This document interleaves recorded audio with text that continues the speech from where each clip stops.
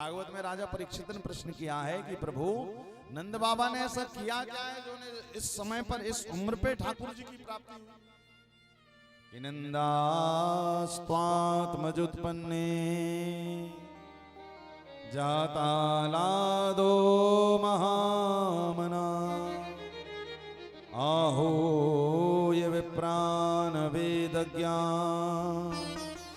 स्नात्वा शुचिलंकृतः। नंदास्त्वात्मजुत्पन्ने जातालादो महामना आहूय विप्रान वेदज्ञा स्नात्वां शुचिलंकृतः। श्रीमद् भागवत में स्पष्ट लिखा है नंदास्त्वात्मज उत्पन्ने जाता हलादो महामना। नंद बाबा आज महामन के हो गए और जब महामन के हो गए तो क्या लिखा आहूय विप्रान। सबसे पहले नंद बाबा ने ठाकुर जी के प्रागट्य की खुशी में किसको बुलाया आहूय विप्रान ब्राह्मणों को। ब्राह्मण पहुंचे और ब्राह्मण वेद ध्वनि करने लगे सहस्रशीर गा पुरुखा सहस्राक्षात् सहस्रपातो भूमिगुं स्प्रत्वात्र सदशा गोलम्मा। ऐसे वेद अलग अलग ब्राह्मण अलग अलग स्वर में वेद पढ़ रहे। अच्छा नंद बाबा ने सबसे पहले अपने घर पे ब्राह्मणों को क्यों बुलाया ठाकुर जी के जन्म की खुशी में। ऐसे वैसे ब्राह्मण नहीं, भागवत में लिखा वेद पाठी ब्राह्मणों को। किनको बोले जो वेद पढ़ने में पारंगत हैं, जो वेद पढ़ने में एकदम उत्कृष्ट हैं, ऐसे ब्राह्मण आए। क्यों आए? क्योंकि नंद बाबा को पता ज्यादा ही प्रेम रहता। एक तो बढ़िया माल खावे को मिल जाए, क्या माल खावे को मिल जाए जो ना दक्षिणा मोटी वाली। अब जजमान के यहाँ गए, अब जजमान ने खिलाए 56 भोग और महाराज पकड़ा दियो 10-50 रुपया को नोट ले बाबा रे खवाई तो पुड़ी। तो कम से कम जजमान को इतना तो देना चाहिए। कम से कम कहीं पंडित जी बीमार हो गए तुम्हारा तेल खा के फिर और तुमने दिए 50, तो इतनी तो डॉक्टर की फीस भी नहीं। भाई हमारे वृंदावन में देखो मथुरा में जो विश्राम घाट पे पंडा जी लोग बैठते हैं, पंडा जी लोगों पे कभी एकादशी पूर्णिमा पे लोग जाके वो हमारे ब्रज में रसगुल्ला मलाई चाप रबड़ी खवावे। तो पंडा जी यदि आप छेने के रसगुल्ले के पीछे यदि नोट ना लगे हो तो पंडित जी कहते हमें भूख ही नहीं लगी। और कहीं जजमान ने नोट फंसा दी 100 रुपए की तो वो एक रसगुल्ला समझ लो खा जाएंगे और नोट जेब में। अब 1 किलो छेने का रसगुल्ला और ब्रज का रसगुल्ला आपने देखा साधारण नहीं होता। तो कहा कि चलो एक तो खा लिया, अब दूसरा बोले अब दूसरे के लिए तो अब बिल्कुल जगह नहीं, खाएंगे तो वमन हो जाएगा। फिर मैया ने कही अच्छा भी 100 के नोट में खा गए, फिर 500 की पत्ती लगाई, हाँ ले आओ एक और ले आओ। ऐसे करते करते मैया भोजन भी प्रसादी भी पवाए दे और बढ़िया पंडित जी को दक्षिणा भी चक्कर मिल जाए। भाई हमारे ब्रज में कहें कि दांत घिसाई की भी दक्षिणा लगे। पंडित जी लोग दांत घिसवे आए ना तुम्हारे घर में भोजन करवे तो वहां की भी दक्षिणा लगे। और हमारे वृंदावन में देखो लोग आते हैं भोजन प्रसाद भी खवा बढ़िया मोटी दक्षिणा भी दे कि पंडित जी लोग जितनी बार दांत घिसाई उतनी दक्षिणा आपको। और वैसे भी देखो ब्राह्मणों को वेद की श्रुति है, भगवान 2 के मुख से ही ग्रहण करते हैं। पहला ब्राह्मण ब्राह्मणोस्य मुखमासीद बाहुराजन्यः कृता। पहला मुख किसका? ब्राह्मण का।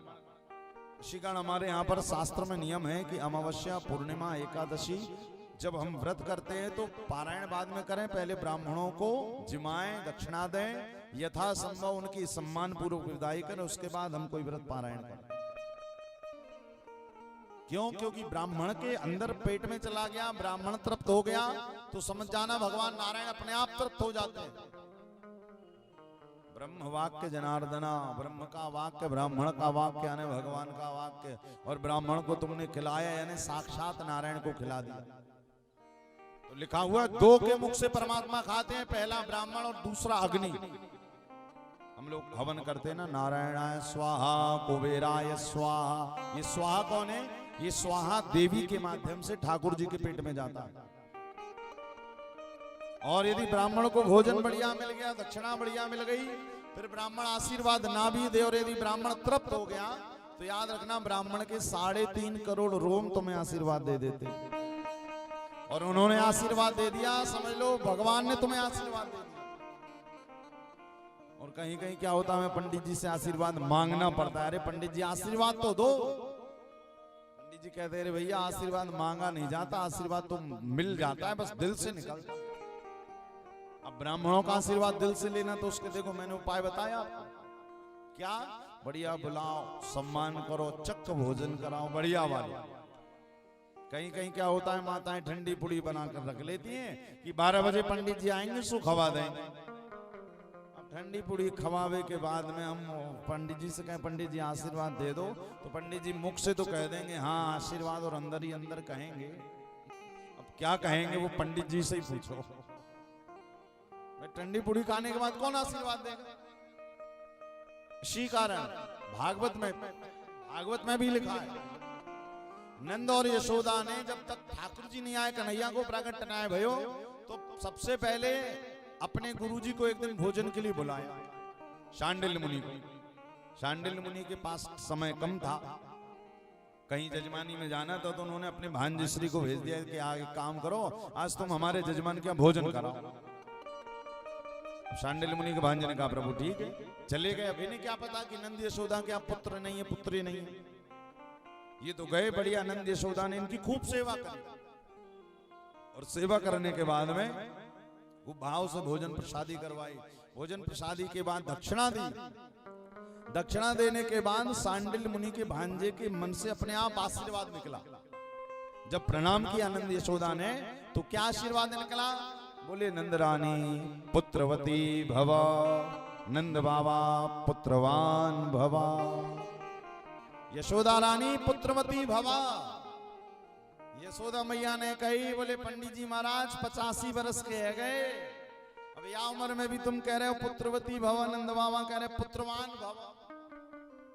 शांडिल्य मुनि के भांजे श्री ने कहा, अब तो ब्राह्मण ने आशीर्वाद दिया है, अब तो भले ब्रह्म को ही बालक बनकर क्यों ना आना पड़े, किंतु तुम्हारे यहाँ लाला ही होगा। क्या हुआ? पर देखो भगवान ने ब्राह्मण के आशीर्वाद को पूरा करने के लिए क्या किया, पैदा हुए मथुरा में किंतु इतनी लीला रची। मथुरा में जन्म लिया, किंतु रातों रात कहाँ गए? गोकुल। और जब गोकुल पहुंचे, सुनंद बाबा एकदम गदगद है, फूले नहीं समारे, खुशी का ठिकाना नहीं। जैसे ही सुनंदा ने कहा, अरे बाबा बधाई है तुम्हें, लाला भये लाला, फिर तो बाबा की खुशी का ठिकाना नहीं। जमुना जी में खूब और डुबकी लगाने लगे। अब डुबकी लगाने के बाद बढ़िया एकदम सुंदर तैयार हुए। क्या क्या पहना? पीतांबर, पटका, कटकाचनी, अंगोछा लगाया, और एकदम बढ़िया मस्तक पर आज पगड़ी बांधी बाबा ने। नंद बाबा आज 95 वर्ष की अवस्था में भी मानो लग रहे हैं जैसे 16 साल के कोई दूल्हा को श्रृंगार है गए। आंखों में काजल, ओंठों पे लाली। ब्रजवासी कह रहे बाबा कहा बात है, आज तो बड़े सुंदर लग रहे हो, एकदम दूल्हा की ताई। बोले भैया बात ही कछु है। अच्छा कहा भयो? बोले अरे चलो नंद महल में देखो, दर्शन करो हमारे लाला भाई। श्रीमद् भागवत में लिखा है कि नंद बाबा को जैसे ही पता लगा कि ठाकुर जी मिल गए, तो श्रीमद् भागवत में भगवान सुखदेव स्वामी ने राजा परीक्षित को क्या विशेषण लगा के बताया? बोले नंदास्त्वात्मजुत्पन्ने जाता हलादो महामना, आहो ये विप्रान वेद ज्ञान, स्नात्वां शुचिलंकृतः। पहले तो स्वयं देखिए, व्यक्ति जब स्वयं श्रृंगार करा, नंद बाबा ने स्वयं श्रृंगार किया। क्यों श्रृंगार किया? बोले श्रृंगार इसी कारण किया क्योंकि मन में उत्साह है। मन में उत्साह क्यों है? क्योंकि परमात्मा मिल गए।